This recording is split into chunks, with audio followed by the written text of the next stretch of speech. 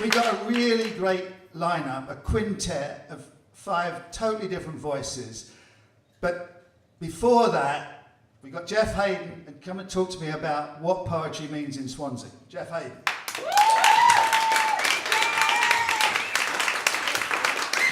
So, Jeff Hayden runs the Dylan Thomas Birthplace, which it's an amazing thing that we've got here, and what he and his colleagues did with the house to keep it going is fantastic. So Jeff, there's this great hoarding in Swansea that says more poetry is needed. We're having some great poetry tonight, but as the custodian of that house, which in some people say is the birthplace of poetry in Swansea, you know, there were great poets before, but Dylan Thomas put Swansea on the map. What do you think about more poetry is needed? I think it probably does need more poetry. It's got an awful lot of poetry the last 5 years, and certainly the last 2 or 3 years since that poster went up. Poetry has exploded in Swansea. Yeah. There are cafes, bars, everywhere there are poetry evenings going on. Yeah. And you do poetry in the house on a regular basis? We have events going on all the time in the house. We have poets. We've had poets from Singapore, poets from Canada, as well as local poets. Poets on the Hill have been there. All of them here tonight. Okay. Well, tonight we've got 5 great poets. Thanks, Jeff. Thanks for all you've done. Let's get on with the show.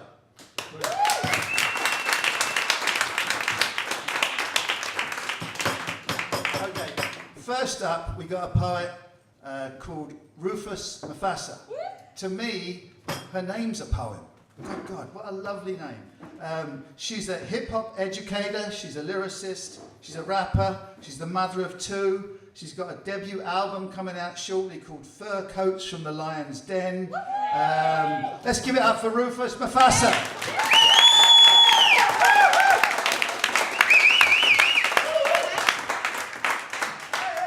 Hello, my name is Rufus Mufasa. I love Swansea. I lived here briefly when I was 19, when I was in college. I grew up in Ammanford, so Swansea was a big part of my life, I guess. I can remember one of my earliest solo memories of Swansea was when I was about 13 years old and the Alanis Morissette album dropped, Jag a Little Pill, and I mitched school and jumped on the bus. Went to HMV in town, bought a copy, and yeah, they didn't even ID me. I don't think they really cared. And that album, along with so many other music influences, taught me how to rap and just be bonkers with words. So my first poem I wrote at a conference a couple of weeks ago, held by the BBC Horizons and the Swansea Fringe. And there was a discussion there about what's happening with Swansea culture bit. This is my interpretation of what should happen and what has been happening. I love the way that the high street will not be gentrified. Councillors, artists, our people, all on a unique DIY vibe. Poetry, art, music has the answers. Turning the Monday morning feeling into a world of glorified dancers. We will no longer carry the guilt or the shame. Let our collective Swansea sound rule the domains. A city of culture taking over the airwaves.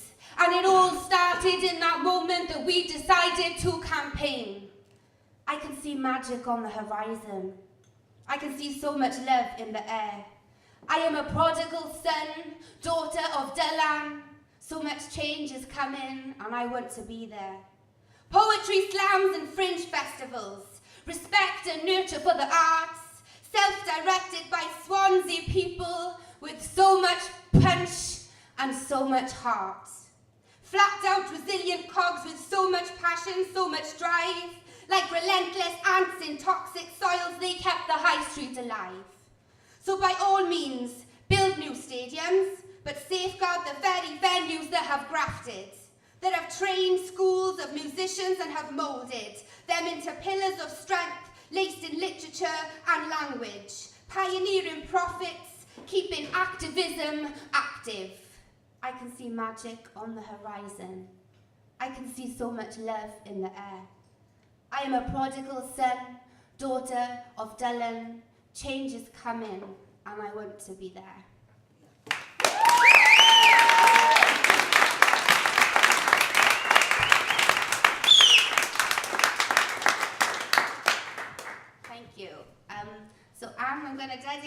to you because Anne tells me off because she believes that I know my words really, and sometimes I get a bit scared and have to have the paper. But 2 children in, and that's what they kind of do to you. They take pieces of your brain, but they haven't stolen my creativity yet. So this is called Daughters of Dylan. And this is actually based on a true story. When I was in the trenches of labour with my sweet little Alice, my partner was exhausted and fell asleep, and I had just the most desensitised midwives who really didn't give a hoot about me. And all I had was a full moon, and Dylan Thomas, I swear to God, he was there. And this is what he told me. It was a dark, dark night, the moon filled the sky. Dylan Thomas sang me lullaby. He said, girl, resurrect that rage, pick up the pen and fill the page. No one more like nature than the woman. There's nothing wrong with stopping to say hi to a heron, and only when you do can you truly understand the lesson. I'm not messing, I'm raising warriors. Misogyny, I'll break your barriers. Building up a temple, ja, ja, ja. When you fly the nest, you gonna go far. We didn't mean to, but we built an army. Don't need brutality, we'll do it calmly. We love the darkness, it makes things so starry. We didn't mean to, but we built an army. Daughters of the land, and we will not go gentle. We be the daughters of the land, and we will not go gentle. We be the daughters of the land, and we will not go gentle. We will riot and rage, cause we're more than sentimental. Daughters of the land, and we will not go gentle. Daughters of the land, and we will not go gentle. Daughters of the land, and we will not go gentle. We will riot and rage, cause we're more than sentimental. I'm an Indian, but I love a cowboy, and together we be taking over. Bring on your best men, hurry your henchmen. I scandalize every last one of your soldiers. My boots are thick, but my skin is thicker. The boy was bad, but so was his liquor. But boy, did he school me. Now there's not a man that I can't read, so symbolically come with me and take a walk around the process. There come a day they lose their way strong. Daughters of Dylan will lead the protest. Supersonic sonnets in the darkness. Supersonic sonnets in the darkness. Supersonic sonnets in the darkness.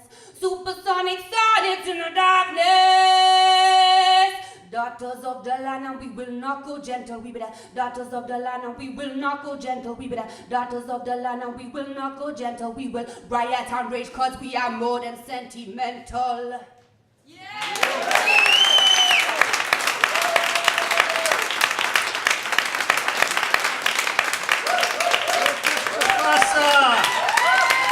Rufus!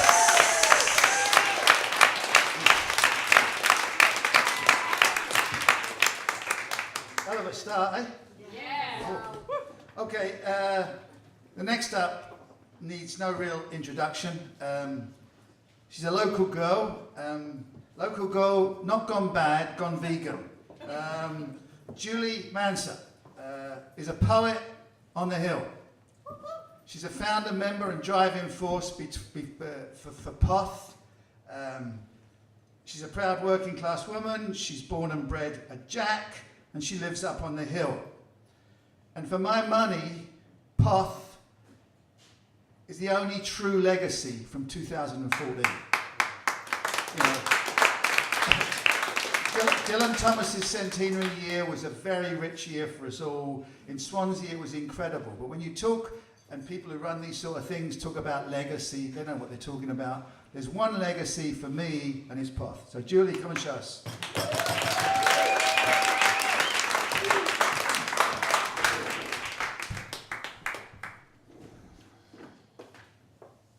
This is for VJ. It was meant to be mind expansion. Dutch courage to keep her dancing, keep her thin.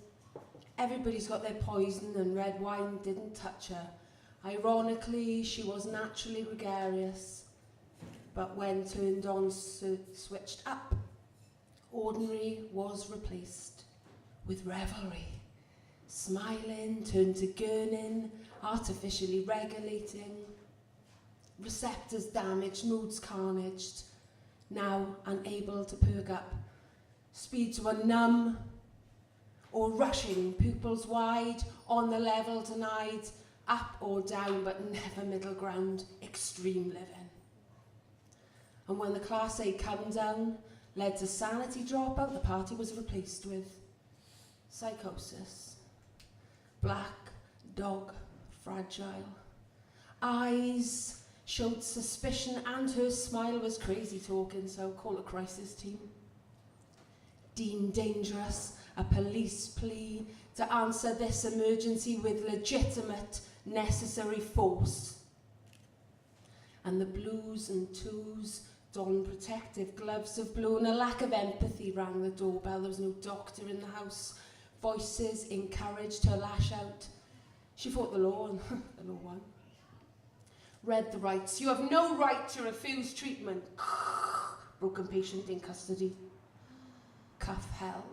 Detained in pain, her black dog whispers. Remove your laces, the state power barked. It's for your own safety. Yeah, really? Behind bars, she tasted accidentally spilt iron.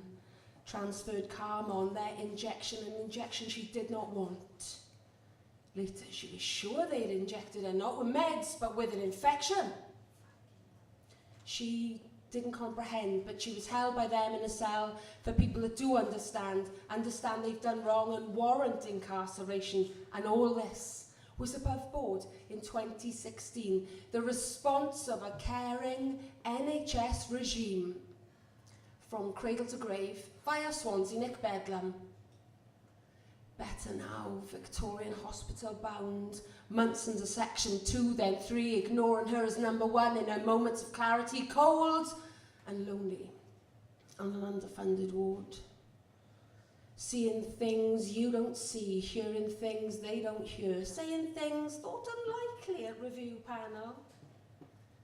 But when it suited them, not her, releasing her like a swallow in the cold winter sky and able to cope at short notice in harsh light. And she flew over the cuckoo's nest. Promised a care package and regular contact. Notes made about needs to meet, treatment order in the community, receiving sweet FA. Eventually, cognitive behavioural therapy and another turn at tweaking the prescription drugs that couldn't hold her self-harm thoughts. Days and weeks and months spent delusional thinking. Blood testing, system cycling, busy doing nothing, pen pusher plan means little. Weary mates stapled stigma to her. From their choice-filled no fear yet to personally experience fast lives, amused at her Facebook statements, inappropriately adding to her pile friends' assessments. Suspended animation awaiting stable. In a no room at the inn community, reflected in Cinderella facilities with no fairy tale ending. Pensioned parents, permanently on standby in their abandoned retirement, exhausted carers, intermittently angry, 8 years of it, wine-soaked and weary.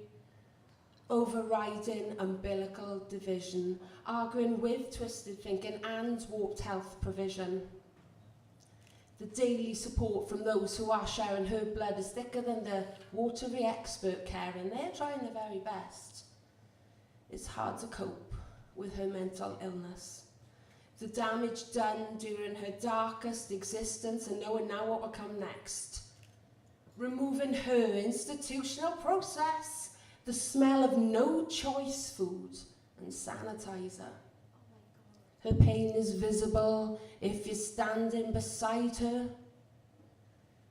It's the Mental Health Act with its false smile.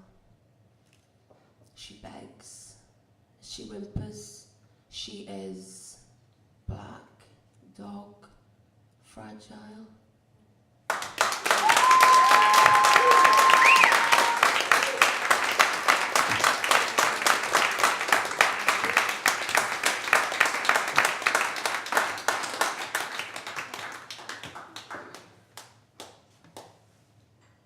Thank you, Julia.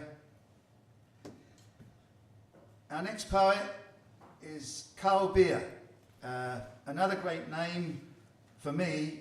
because it links Marxism and alcohol. Two of my favourite things. So Karl was born in Neath. He now lives in Port Talbot, but tonight he's here in Swansea reading for us Karl Beer.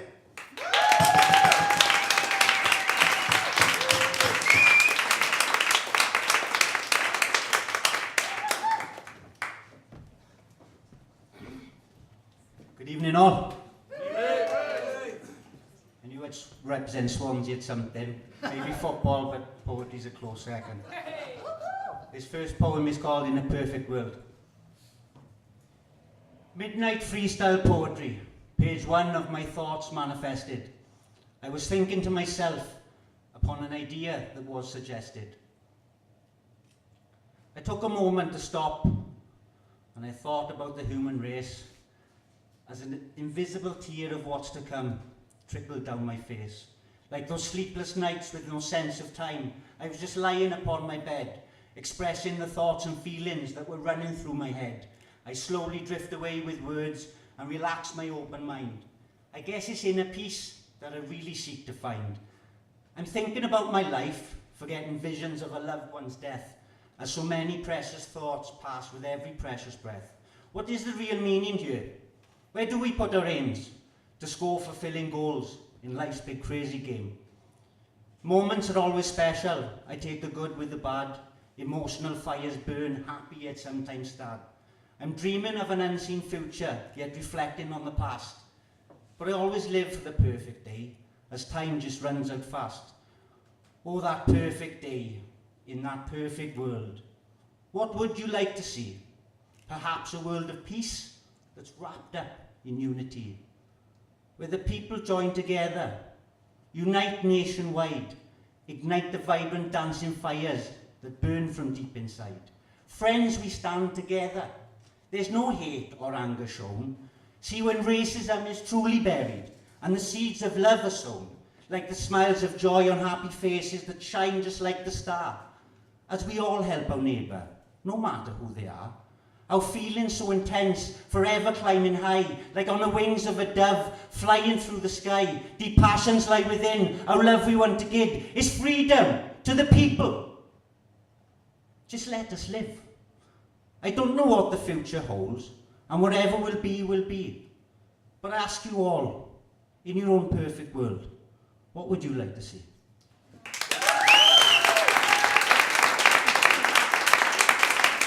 Thank you. This next one is called A Bit of a Mess. I was in a foreign land and I was thinking about accents.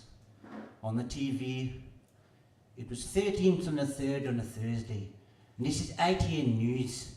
I cannot do accents like I'm trying to amuse. You say, hey up lad, do you like gravy? Well, tally ho, spiffing rather, I'm in the Navy. Why aye man, up the tune like, calm down, I didn't nick your bike. Come with it rude boy like a bad boy selector, he's a combine harvester, he's no tractor. Can I go in a big truck with the flashing lights? I want to make a love to you, I like a full summer nights. I'm not from Birmingham, I'm from Dudley. See where I'm from, but a cutch is far more cuddly. I was in this inner city life, with an inner city mess, like a city full of people cracking under stress. They walk through the streets with a frown upon their face. Their hearts turn even colder with each hour of hectic pace. The air quality is unbearable. It gets worse with every day. They say, like the traffic problem that will never go away. There's so many shops, high tower blocks, and a crime rate which is rife. I find it hard to think, what's good about my city life? Ah! Wales! Wales! Wales! Wales! For my sweet home is Wales. Till death do us part, you're always in my heart. For my sweet home is Wales. With its valleys so green and its lakes so blue, I speak for Wales with pride. As my endless love grows deeper, like the turn of the Swansea tide. Thank you very much.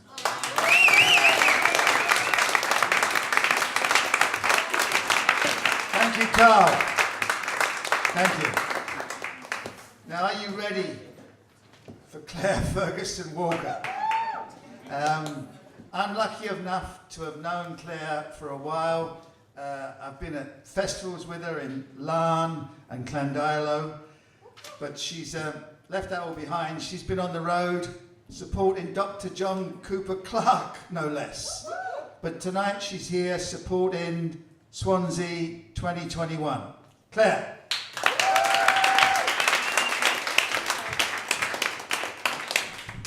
Hello, it's lovely to be here, supporting Swansea. I love Swansea. It was always the place we'd go for a big night out when I lived in Carmarthen. It was like Carmarthen's exceptionally glamorous big sister that we just wanted to be like, but couldn't quite sort of assimilate the glamour into us. And I had my first major sort of freak out in Swansea, so I can't go past where the escape club used to be on Queen Street without getting a slightly nervous twitch in my eye and feeling nauseous. Oh, genuinely true.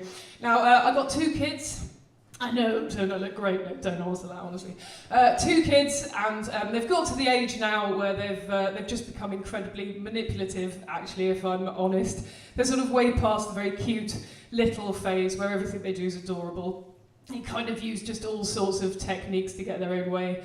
And it's the time of year, Christmas, yay, coming, sorry, where I have to sort of take them into supermarkets so that they can buy presents for each other and other members of the family. And it's a very strange environment, I think, for everybody, but particularly young children. It sort of brings out the inner chimp in young children, or particularly mine anyway. There's not much holding the inner chimp in, frankly. And last time I was in a supermarket with my little boy, he just ran away from me, genuinely ran away, and we found him scooping Nutella into his mouth down by the sort of jam aisle. And I realised that my liberal parenting style had kind of created a rod for my own back. But they do have their moments, my children. And recently my 12-year-old daughter told me that she didn't feel that she related to either being a girl or a boy. Which is, you know, kind of this buzz thing for young people these days. You know, she told me about feeling sort of gender fluid, like she doesn't relate to being a girl, doesn't relate to being a boy. And she said, Mum, you know, when you're like that, she said, it's kind of like you're a gender refugee. I thought, oh, profound. Let me just take a moment there to revel in the glory. Wow, you came from the fruits of my womb, well done. And it got me thinking about that concept, that idea about not relating. And I've written a poem about these things, using furniture as a giant metaphor. And I'm sure you're culturally intelligent enough to work out the metaphor as we go along. And this poem is called The Man Who Was a Chaise Longue. And this is live streamed, isn't it? So this is going out to anyone in America with insomnia. Hello, hi. They're bound to be there, seriously. The man who was a chaise longue. When they were boys, Alan's brothers used to play with toys. Worlds imagined, destroyed. He-Man, Spud Gun, even the Millennium Falcon. But Alan lived outside the norm. His engagement with objects was met with scorn. What the hell is wrong with him? His mother would shout, because she was in fact Terry Jones from Monty Python. I've no idea, Pamela, but I'm in no doubt. It's just a fad. You see, the thing that was driving the Wilmots mad was that it seemed dovetailed into their son's nature to actually want to be an item of furniture. His static stance was noted early on. He'd crouch down by the couch with nothing but cushions on. Hours and hours would be whiled away in the same position he would stay, and at dinner time he'd declare, going firmly against his human grain, that he felt more akin to fabric and wood. And when asked if happy, he'd simply answer, so far so good. Cheers, thanks for that groan. As his teenage years flushed out his childhood, the Spud Gun's ammunition spent, the rejection in He-Man's ego more than just a dent. Girls became his brother's passion. Smooth bodies became hairier in fashion. consumed substances revealed their consciousness had multiple flaws, while Alan experimented with becoming a chest of drawers. He struggled, though, to settle and find inner peace. He tried a dressing table, a wardrobe, and finally a mantelpiece. He was in this state when his great-aunt Myrtle died. She'd been old, isolated, and at her funeral only really her daughter cried. It wasn't long before her will was read. Earthly materials handed out, no longer needed now that she was dead. And that was when it came into their lives, their home, a chaise longue, fake walnut, reupholstered with cheap jacquard and memory foam. But to Alan it was a thing of utter beauty, such stirrings he'd never experienced himself. And as he gazed upon it as a mantelpiece, he said, "When I look at you, I want to touch my shelf." Thanks. But to regard just wasn't enough. He had to be this thing to really achieve a state of self-love. So that was it. He legally changed his status. Alan was gone. It made national news. The headline, "Man becomes chaise longue." His parents were utterly perplexed. His mother sought psychological help to see if his ways could be flexed. And the shrink asked many questions and pondered notions of an inability to cope with reality and the full range of human emotions. She asked about early childhood experiences. Had there been any untoward interferences? No, nothing extraordinary came to light. Alan was uncategorizable, all right. She'd heard, of course, of those being gender misaligned, had even heard of those who felt more comfortable relating as the feline kind. His father chipped in. "You don't suppose it's something to do with his brain? You know, the science of the neuro. Mind you, you don't think it's that he was conceived up against the bureau?" That idea was dismissed as easily as it had come. And in the end, it was decided that Alan was happy and that nothing need be done. You see, the problem parents often have, said Dr. Valerie Bunn, is that they project their own version of acceptable onto their young. And the answer comes when the solution is given, when you accept that your projected version is not the answer. You have to love the child you were given and not the one you want.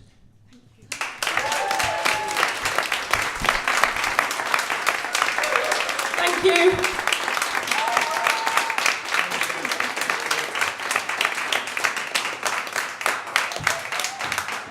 Our final poet is well known here in Swansea, Iqbal Malik.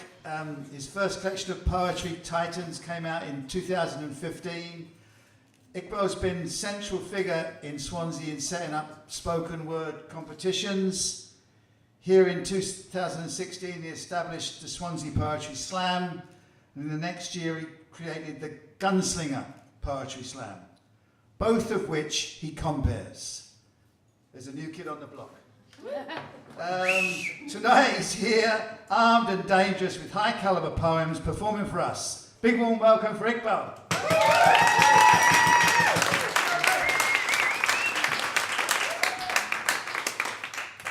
Thanks, Jeff. Picking me up a bit too much there. I think I can't take credit for all of that. I knew I should learn my words. This is pressure. Okay, so I've got two poems tonight. The first one is called Pottery Street Subway, and it's about a tunnel, a Pottery Street Subway, which is just down the road from here, and it's typically been used over the years for sort of drug users congregating there. There's a lot of sort of push by graffiti artists at the moment to transform it as a sort of public space, and they do some amazing work. So that was the main reason I wrote that poem, but it was also got a reference in there to Twin Town. And this year marks the 20th year of its release in 1997. So that was the idea. But anyway, it's called Pottery Street Subway. These spray painted murals have got their own ID. Pottery Street's finest, the new Linear B. Kids playing Banksy with graffiti guns, hitting tunnel vision murals like urban home runs. But these cats are playing like they're regular gamers, racking up scores if they're Hall of Famers. But these dirty arches ain't just innocent tags. There's a new generation shooting up on Skag. Silhouetted in the subway like Polaroids, snapshots of a city hooked on opioids. Fentanyl on their fingertips ready to roll, synthetics smack the perfect social control. Mainlining madness to potent pop art, then deconstructing minds like a René Descartes. Because the Lewis boys are back, cooking up brown, where ambition's still critical in this twin town. Thank you.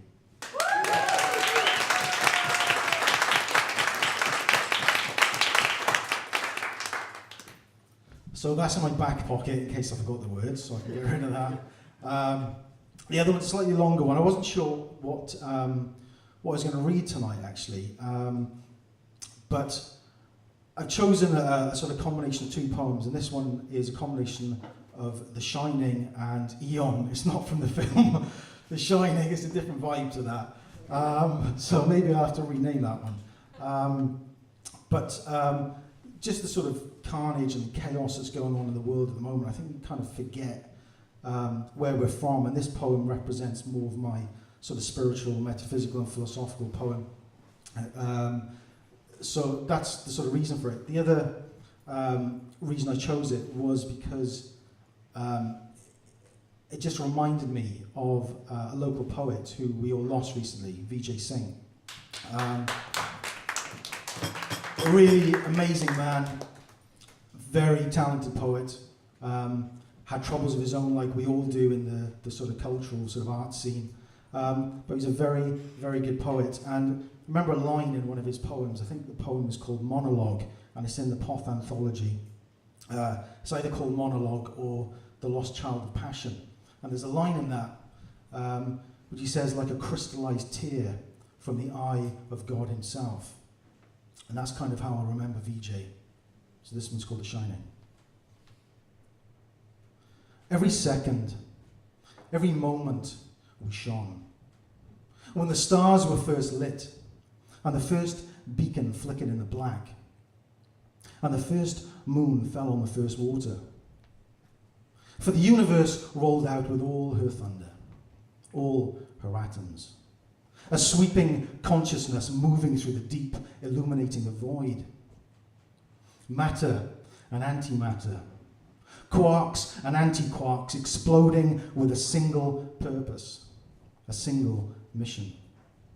The building blocks of life like angels in the ether, reverberating and shaking, remaking themselves in the mind of God. Each shot, each particle, each blast of the gun, each thunderbolt of life fired through space as creation poured outwards. Galaxies greater than God, tumbling, hurtling through time, exploding into the unknown as the mind made more. More worlds, more stars, more suns, more moons, more seas. Yet still we lost sight. Even the word, the first word, his word, was changed. I guess life has its own way of bringing balance, of weaving magic into your world, reshaping, recasting you till you're reborn and remade. But some say nothing's coincidental, that there's no such thing as flukes or fortune, not here anyway in this perfectly formed, perfectly tuned multiverse of infinite potential, where things change on the turn of a coin or the throw of a dice, where chance announces itself like a roaring god, winged and wondrous on life's swirling storm. You see, whether you like it or not, every invisible piece of life, every atom, every interconnected particle, every element, every thought, every action, every imagined moment is precisely and perfectly planned. Every photon, neutron, quark and antiquark, every boson, every lepton, every unnamed particle, pulsing in the protoplasm of life, endlessly emitting its energy of love and light. Nothing can be left to chance, so nothing is. The sun moving through the skies, the stars ticking, and turning like clockwork gods in the cosmos. Geometrical giants, unfaltering, unrelenting.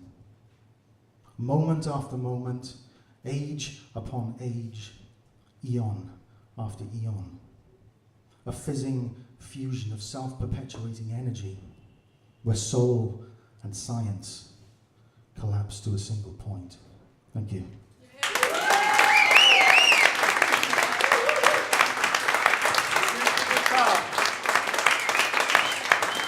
Okay. There you have it. Swansea 2021 Poetry Talent Showcase. And I think you'll all agree with me, there was a hell of a lot of talent on display tonight.